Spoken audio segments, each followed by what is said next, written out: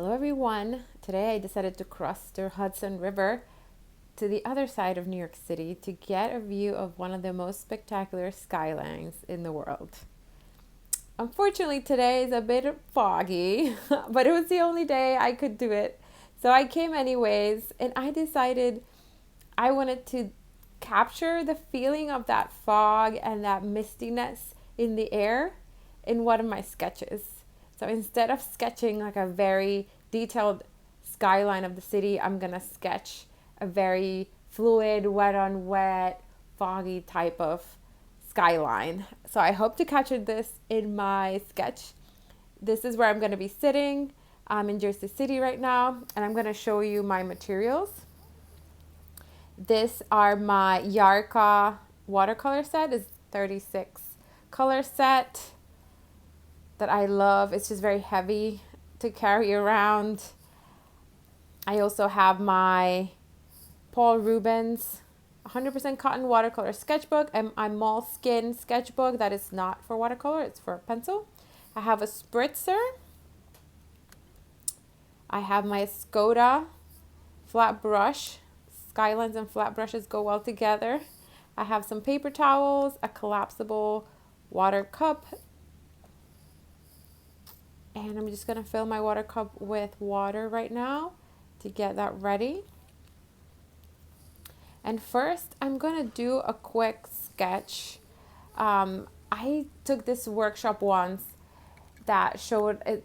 It was called Nolan sketching. So it's basically very simple sketching. I'm gonna use a Moleskine 2B pencil. It's a very chubby pencil. I just want to capture the essence of the skyline, and I want to do this exercise so that I can get a sense for the scale of the buildings and which like taller versus shorter buildings are next to each other. It's not going to be very detailed at all. It's very doodly, and I'm going to use this as a reference. The only thing that I kind of failed to do with this sketch is that the dimensions are different. I'm doing the sketch in a square format, and my actual watercolor painting is going to be an elongated format, like a very like long landscape format. So in the future, when I do this again, I should do it in a similar format so that I can get a better sense of the scale. Again, this is the skyline that I'm going to be painting, and I got my sketch. It just helps me to warm up and get in the mood to start painting. At the end of the video, I will show you what the sketch and the actual watercolor painting look like. I had put some tape around the edges of my sketchbook there to get some nice clean edges. I'm spraying my paints so they're nice and wet. And I'm gonna start by just wetting. This is gonna be very wet type of watercolor sketch. I'm gonna wet my horizon line, or my water line I should say, because there is a really prominent water line there. So I just wet my water line. I'm gonna be using ultramarine blue and burnt sienna to tone down the blue. I want very kind of tone down the blue to so it's like grayish blue.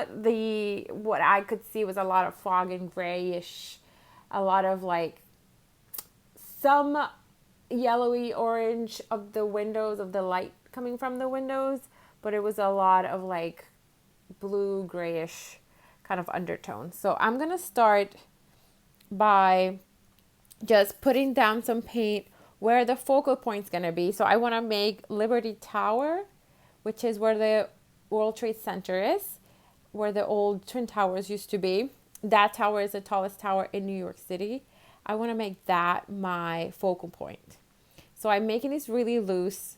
I'm using the edge of my brush to actually just make the lines of the buildings and have a more or less shape of what this skyline is going to look like. It's not going to be exactly the same. The scale is going to be a little off at the end when I actually look at the whole painting and how it came out. I would probably, if I were to do it again, I would do different. I would make the Liberty Tower much bigger than the rest of the buildings.